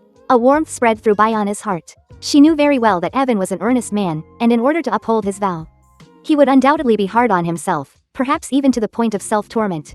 Don't push yourself so hard. You don't have to be completely bound by my grandfather's promise. Grandfather would understand. However, Evan reached out to block her path, saying with a serious expression. At first, it's true that I intended to obey because of the Count's order. But the first time I saw you wasn't on the day your grandfather passed away. It was at the Marchioness's funeral. At that time, amidst the murmurs of the crowd, you stood tall with a resolute gaze. That image left a deep impression on me. I knew then that you were the one I was meant to protect. This isn't a duty assigned by someone else, it's from my own heart. So please, allow me to keep the vow I made in my childhood. My lady. Bayana was stunned. She had always thought Evan was only protecting her because of her grandfather's order. She never imagined there was such a history behind it. Since this is the path you've chosen for yourself, of course I won't refuse. I gladly accept your vow. Sir Evan. The two of them walked out of the residence. Streets were bustling with carriages and people. A look of joy appeared on Evan's face. I apologize. I didn't prepare a carriage in advance. She couldn't help but laugh. You apologize every time you see me, don't you? Flustered once again, the man rushed to apologize. His awkwardness was so amusing that Bayana couldn't help but smile. She suddenly remembered Anasha saying that Evan was normally so stoic and handled matters with clean efficiency, yet he showed a completely different side only when he was with her. He always put her safety first. Earlier, when Lai had bumped into them, Evan had blocked him so forcefully because he was afraid she would see Lai's terrifying eyes. That's right, the first time she saw Lai in her past life. Those pupils that constricted in an instant, irises as deep red as blood. It truly terrified me so much my soul almost left my body. Even a cry for help was stuck in my throat. Just thinking about it made my head suddenly feel like it was about to split open. My vision went black, and the gift box in my hands slipped to the floor. My body swayed, on the verge of collapsing. In her past life, she had only ever traveled between the Marquise's manor and the Imperial Palace. The Crown Prince was all she could see, all she could think about. How could she possibly have noticed anyone else? But now, she discovered with horror that a piece of her memory seemed to be missing. No matter how hard she tried to remember, there was only a complete blank. It was as if someone had forcibly ripped it away. Seeing this, Evan's face filled with alarm. With no time to think, he swept Bayana up into his arms. Forgive my impertinence. I will properly ask for your forgiveness later. It wasn't until his fiancée was determined to draw a line between them that he finally cast aside all his pride and humbly confessed his love. So when he saw her nestled in another man's arms with his own eyes, jealousy threatened to consume him whole. Evan stood frozen to the spot. But his hands showed no sign of letting go. Instead, he held the person in his arms even tighter. Please, step aside. Seeing that the man wouldn't budge an inch, Cyril abruptly drew his ceremonial sword, aiming its tip directly at his rival's throat. Put my fiancé down. Seeing the trickle of blood on his neck, Bayana cried out urgently, quick, put me down. But Evan stubbornly held her tighter. You need to go to the hospital first. This is an order. Let me down now. A wounded look flashed in the big wolf dog's eyes, but in the end, he obediently listened to his master's command. The crown prince couldn't stop himself from speaking first. Anna, how am I supposed to interpret this situation? Evan stepped forward again, using his body to shield his master. Looking at the bloodstain on his shirt, Bayana realized things were spiraling out of control. Please, put your sword away, your highness. Seeing her actually defending another man, Cyril's fury only grew. And why should I do that? I'm asking you to. The man's brow twitched, and finally, with a look of helplessness, he sheathed his sword. You're a cunning one, aren't you? Cuddling up to another man right in front of your own fiancé. You had better explain yourself, Anna.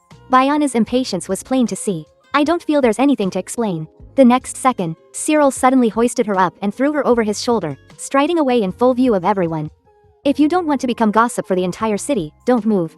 Resigning herself to the situation, Bayana sighed inwardly. Why does this kind of trouble keep happening to me? After setting the young woman down in the carriage, Cyril finally asked the question that had been tormenting him. What in the world is going on in your head? Bayana looked back at him, bewildered. Hasn't your highness always been unconcerned with his fiancé's reputation? Besides that, she couldn't think of any other reason. After all, just looking after her own people was already draining all her energy. What do you intend to do about Evan? But Cyril latched onto a different point. Are the two of you that close? Of course. Evan is my. Are you really about to say, in front of your fiancé, that another man is yours? I already asked you not to provoke me, Anna.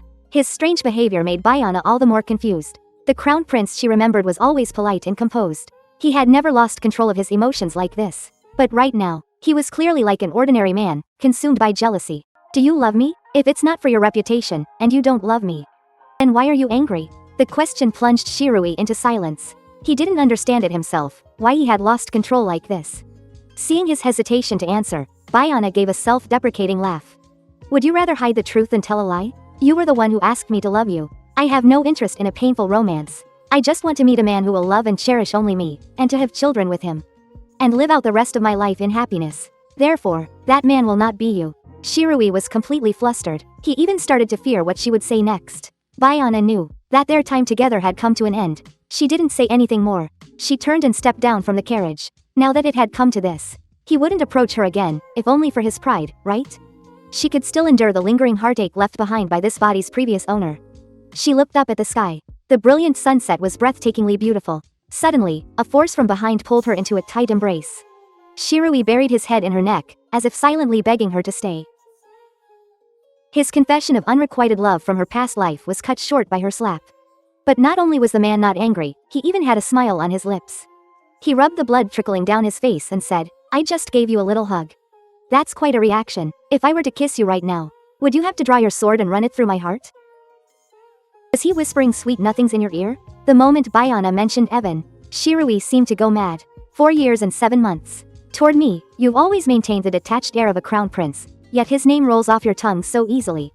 It's been like this from the start. Other people would at least look at me with a bit of curiosity.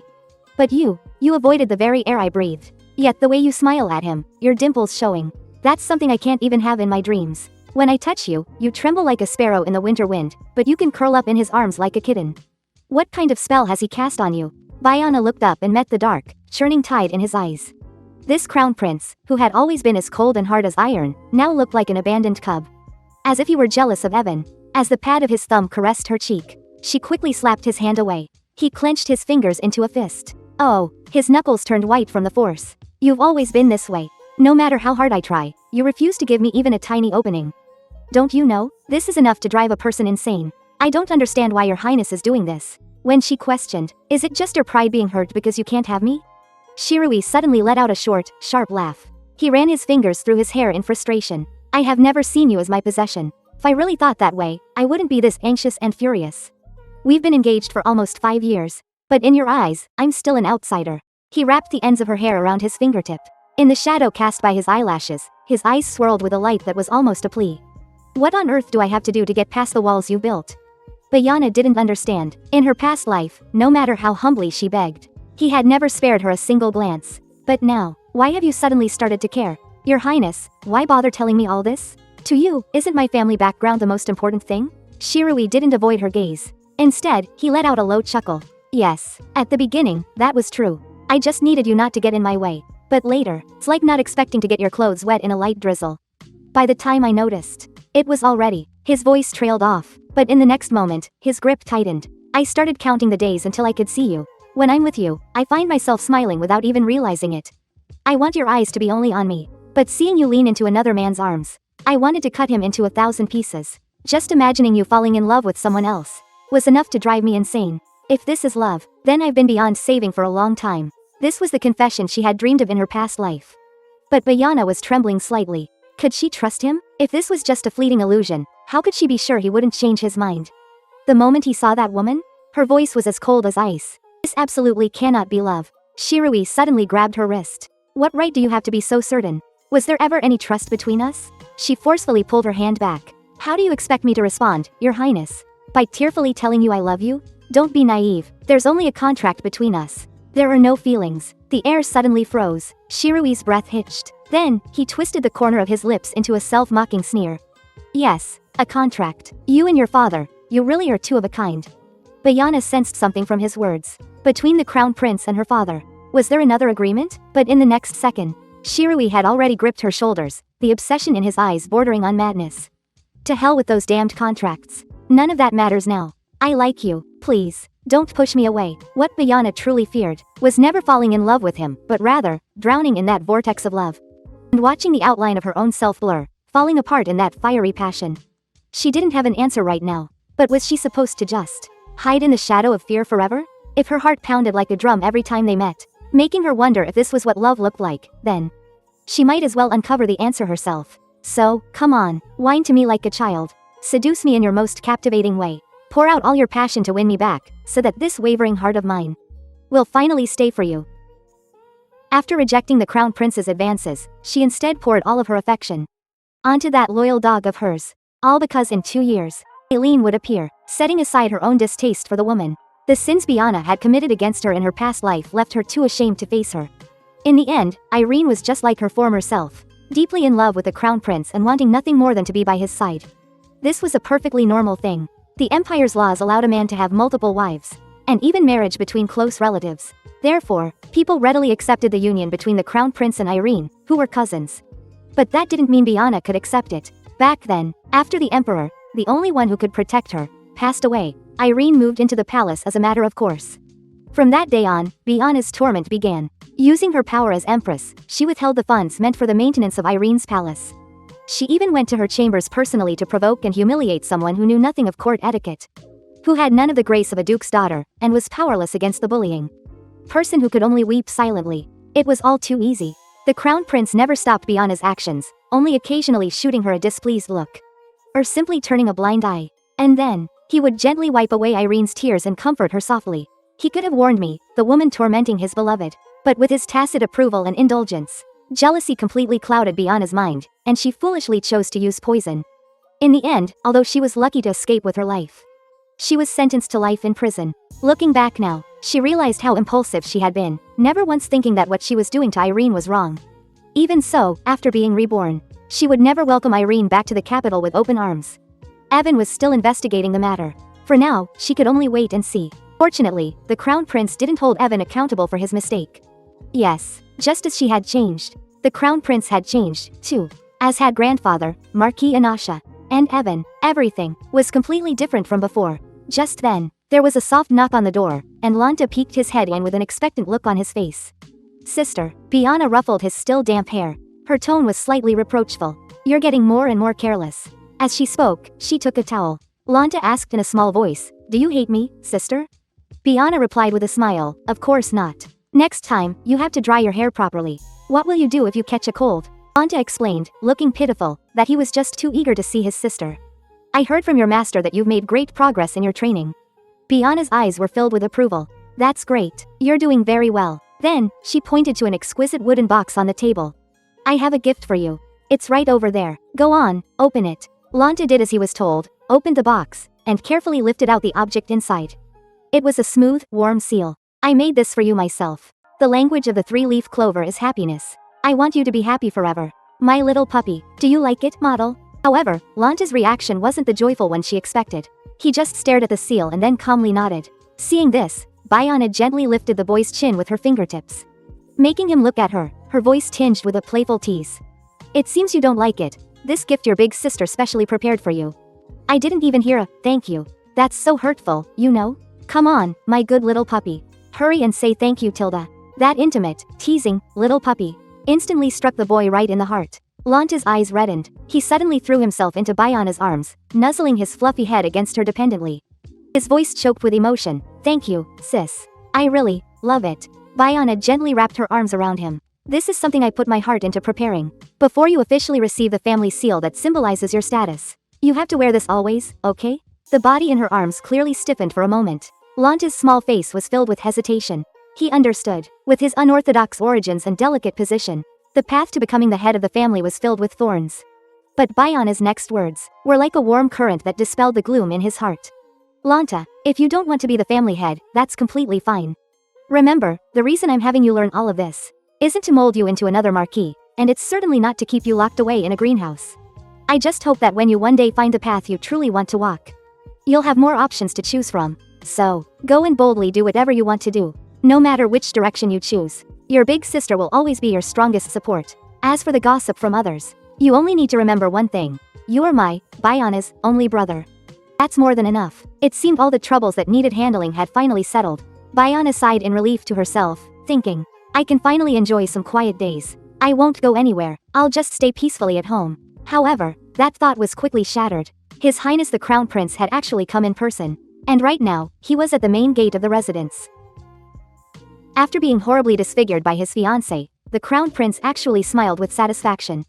He even dressed flamboyantly to block her door, and when his countless attempts at seduction failed, he became backup lover number 3, begging for her affection. Seeing Bayana's distant and cold attitude, Zaire, instead of backing down, pressed forward even more aggressively. There's no need for such stiff greetings between us. Before he could finish, he was cut off by Bayana. What business brings you here? The moment she spoke, her tone was strictly business. Zaire feigned being hurt. Getting right down to business the moment we see each other, isn't that a bit heartless? Bayana was confused. Just yesterday, he was filled with towering rage. How could his attitude have changed so drastically today? As expected, the saying, the one who loves more is destined to be the loser, is truly a golden rule. What if I said? Zaire gazed at her, his voice low, that I just wanted to see you? Bayana honestly thought he was crazy. The butler standing by could only lower his gaze and mind his own business. He quietly kept his head down, trying his best to fade into the background. Only when his mistress gave him a sign did he exit the room, as if granted a great pardon. Seeing that they were finally alone, the Crown Prince patted the empty space on the sofa beside him. Don't just stand there, have a seat. His tone was intimate, leaving no room for doubt. It's true, I came here because I was thinking of you. The moment I opened my eyes this morning, all I could think about was you. Whatever the reason, it seems I've been completely captivated by you. He suddenly pointed to his own cheek, to fend off all the people asking where I got this wound. I had quite a hard time. It wasn't easy coming up with an excuse to get them off my back. Bayana looked annoyed. It seems your highness's skin is more delicate than I thought. Hooray admitted calmly, you're certainly stronger than I anticipated. I'm quite strong, Bayana admitted instantly. He let out a low chuckle. So you see, from now on, I'll have to be more careful. You have a way of, always, hitting me where I least expect it. His eyes turned playful. Did you do it on purpose? Why would I need to do that? Of course you would. Hooray leaned forward. His gaze was intense. I was the one who tried to tempt you in the beginning. Not the other way around. But now, I'm the one who's fallen for you. Bayana's heart suddenly leapt. Snapping back to her senses, she immediately averted her gaze. Are you trying to tempt me? With skills like these, you should practice a lot more before you try again. I'm quite well versed in the art of seduction myself. Far from being annoyed, Hooray's smile only grew wider. It seems you do find my face worth looking at after all. Bayana was speechless. What kind of slick line was that? Did your highness come all this way just to spout such nonsense?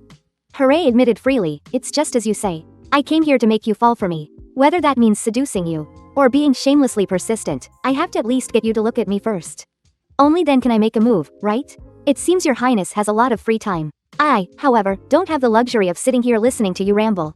Flash of genuine hurt crossed Hooray's eyes. Why do you despise me so much? What have I done to make you feel this way? Bayana fell silent for a moment before answering seriously. I don't despise you, your highness. It's just, you're an eyesore. In her past life, he had not despised her. Back then, Bayana hadn't known how lovers were supposed to interact. She could only beg for his love, humbly, like a whining child. And even then, the Crown Prince had still afforded the future Empress of the Empire the respect and courtesy she deserved. He just didn't love her. That was all. So, she didn't blame him. But it was also true that she disliked him. To be frank, she had no idea how to face the man he was now. It just felt awkward and strange. Upon hearing this, Hiri's eyes instantly lit up. She let out a soft chuckle for some reason. At least it's not the worst case scenario. What a relief. 10 days later, the royal hunt was about to take place. It was one of the royal family's major annual events. It was less of a hunt and more of a grand matchmaking event for the nobility. In addition to the male guests, unmarried noblewomen would also attend in their finest attire. Starting this year, Biana would be officially attending as the crown prince's fiancée. Anitha had just finished confirming the list of necessary items and was about to take her leave. Biana stopped her. Finish your tea first. Anitha did as she was told, lifting the teacup for a small sip. The unique floral aroma instantly captivated her taste buds. This is tea made from raisa flowers. Anitha was so startled she nearly dropped her cup. Isn't that the flower that symbolizes the crown princess? How could you use such a precious flower to make tea? Biana sounded a bit resigned. It was a gift from His Majesty the Emperor. And he gave me a great deal of it. I've already received his permission. So please, drink it without worry. Only then did Anitha let out a sigh of relief. My lady, you haven't even officially married yet, and you're already so favored by His Majesty. His Highness the Crown Prince also visits the Marquisate often too. Biana cleared her throat twice. She quickly changed the subject. I heard there's been major trouble out west. Evan went to handle it himself. A faint thread of unease tightened in her heart. Just then, Anitha asked quietly, is His Highness the Crown Prince really as jealous as the rumors say? It's hard to imagine that someone as gentle as you could provoke him into doing that, in the middle of the street. Because of that incident on the street, all sorts of rumors had been running rampant. Among them were malicious rumors speculating that she was having a secret affair with Evan, the former head of the Merchant Guild. Ultimately, it was the Crown Prince himself who came forward to clear the air. He explained it was just a small misunderstanding sparked by his jealousy, and he stressed how close he and Biana were. He said they met to talk things over every day. And even though she was entangled in all this trouble, Biana found that she didn't entirely hate the situation. Who knew what the future would hold? For now, she might as well enjoy the present. She was rather curious to see just what this prince of hers would do to try and win her over. Deep down, a subtle sense of anticipation began to stir.